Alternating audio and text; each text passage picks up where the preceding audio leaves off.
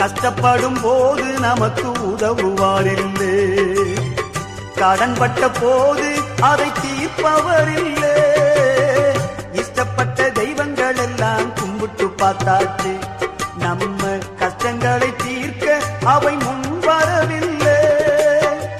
உலகத்தில் தெய்வங்கள் உண்டென்று சொல்வதெல்லாம் சும்மாங்க, இயேசு கிறிஸ்து ஒருவரே மெய்யான தெய்வமுங்க.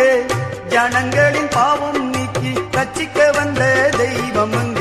உனக்கொருவர் இருக்கின்றார், உன்னை விசாரிக்க துடிக்கின்றார். உன்னையும் என்னையும் இயேசு நேசிக்கிறார். உன்னை உள்ள கைகள்